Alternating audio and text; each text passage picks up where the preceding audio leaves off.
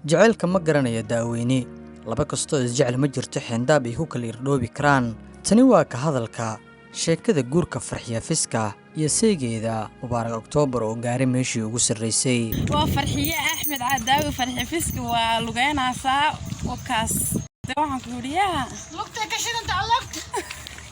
maxaa ku dhacay Farxiya Fiska oo afka furatay kana hadashay dadka sida xun ula falgala ama ceebaha ka faafiya. aabaha dhalay wiilka da'da yar ee la aqalgalay fanaanada ugu saameynta badan Soomaalida 10kii sano ee la soo dhaafay oo jawaab adag ka bixiyay guurka wiilkiisa iyo sida ay tahay aragtida dadweynaha oo ay uga falceliyeen ayaan eegi doonaa inagoo la barbar dhigi doonaa waxa ay ku kala duwan yihiin marka oday 80 jir uu guursado gabar 15 jir ah iyo marka gabar 30 jir ah ay guursato wiil 20 jir ah. balse marka hore muuqaalkan like saar si fariinta dareenka xambaarsan ee Farxiya Fiska ay u gaarto meel walba.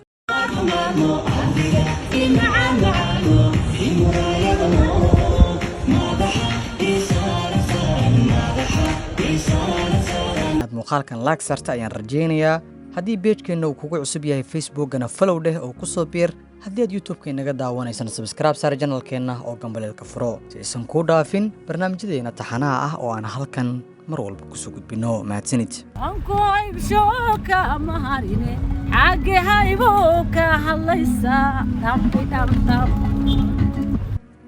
inta aanan soo bandhigin jawaabta Farxiya Fiska ee ka bixisay hadalhaynta dadka waxa uu ka yiri wiilka aabihiis waxaa marka koowaad mudan in la isweydiiyo waxa ay ku kala duwan yihiin marka oday 80 jir uu guursado gabar 15 jir ah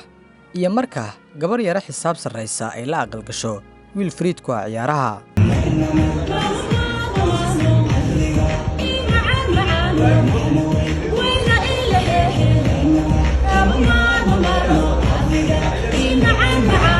ka bulsho ahaan inta badan waxaan aragnaa odayaal da' ah oo guursanaya gabdha aad u yaryar. dood badanna kama dhaliyaan baraha bulshada, balse maxay Farxiya Fiska uga duwan tahay gabdhaha iyada oo kala ay carmalka ah ee guursaday wiilal da' ahaan aad u yaryar? mise dhaqanka Soomaalida ayaa ka soo horjeeda? wadama jacay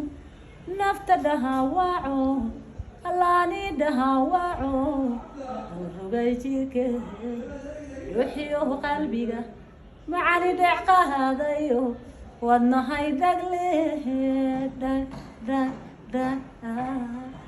kadib markay wada aqal galeen lamaanayaasha awooda in xitaa sariirta korkeeda ay isugu heysaan ee fanaaniinta ah ee kala ah Mubaarak Oktoobar iyo boqorada codka Farxiya Fiska, waxaa dadka inta ugu badan ee ka aragti dhiibtay ay muujiyeen sida aysan ugu faraxsanayn in lamaanayaashan ay wada aqal galaan. sidoo hadda sawirka kaaga muuqata Sacdiye Cabdullaahi oo ka aragti dhiibanaysa muuqaalan soo dhigay barteeda Facebook-ga ama page-ka waxa ay tiri jacaylkii ku qaaday kuma dhigo 60 jir ayuu guursaday ayuu haddana jacayl ku hayaa. aniga Fiska waan jeclahay waxaan sugayaa sanadka soo socda ee 2023. qoraalkaasi waxaa qaybta faallada ku soo qoray shakhsi ku soo gala magacan come here to be happy sida ka muuqatana waa wiil. ilaahay su'aalaha sariirta ha kuu fududeeyo ayuu isna aragti ahaan ugu soo qoray qaybta commentiga yarkan ku soo gala magaca Radwaan baraha bulshada. dhammaantood waxa ay muujiyeen kala duwanaanshiyaha dhanka da'da iyo farqiga u dhexeeya lamaanayaasha.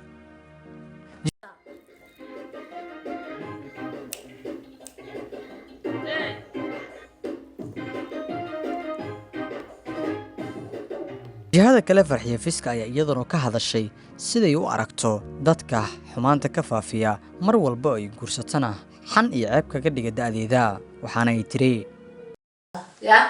adiga macnaha aan kugu jibiyo Soomaalidana dabacda si yaqaan si u badan sax yani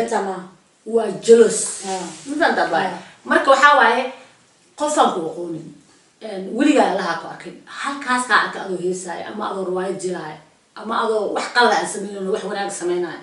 haduu iska kaacay adiga waxa markiis waxba laga bilowsan okay qofkii intuu ku imaado hortaada imaado yani kuma dhahaysaan to markaas waxa aragtaa sameeyay moqto waajibkiisa ka waraabileed aad iyo aad isticmaalada sida la xabreeyay moqto laakiin aan meesha soo wax ku soo qoro marka adiga saana u futay fiiriya hatta fiiriso comment lagu soo qoray qofku caaya adiga machine ku caaya ya ku caaya computer ku caaya marka yalla dooday adiga marka daaqas digu ku karaayo wala badiga ku kara beeta ma dulqaadka saasa ku siin lahaa marka waxaan dhihi lahay mid kale baayo anaga muslimna nahay dad waxaan nahay muslimna oo diinku dhashay mafahamtay qofkii ku xanto asaad dambi qabo asaad dhibaato qabo marka aniga waxaan taaganahay dambi keygii aan lahaa ila qofan dambaaba adduunka ma jireen كيجي لا صار يقاوم ويقفوقوا يا مفهم كاجي waxaa laga yaabaa aqal maanta qaawayna aniga aan dambi aan baleebo ugu dambeyn aynu soo qaadanno muuqaalka aabaha dhalay wiilka guursaday Farxiyo Fiska ee Mubaarak October aabuhu waxa uu leeyahay aad aan ugu faraxsanahay guurka wiilkayga iyo boqoradiisa uu calmaday halka waxaan ka salaamayaa assalaamu calaykum waraxmatullaahi wabarakaatuh warta marka hore tahniyad aroos ayaan halkan كدريا واحد متهنيين يا ويلكيجا فنان كيجنا وانا ويلكيجا هذا مبارك أكتوبر أيام دريا تهنيات يو فرحية فسكا أوروس كودو كدعي مقالة هالكيس تهنيات راسيان ليه وحن ليه هاي ويلي يعاني يقبر يعاني إلهي هاي نكلاسيه وبتخير تكلتو دت كان ميديا كان هاد ليان شيء يا أنا كمبارك علي وحويان قفك دوخيسو isaga xor u ah isaga wuxuu yahay jooska kale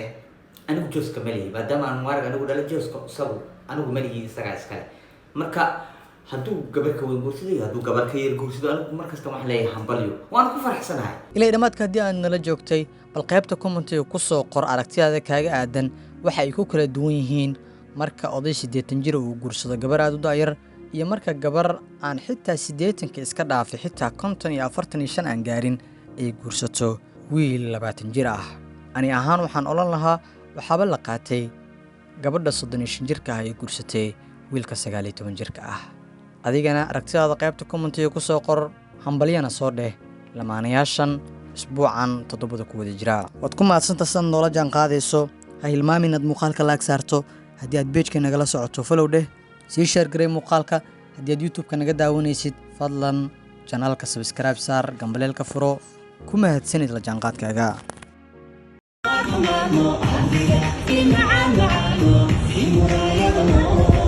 ما ضحى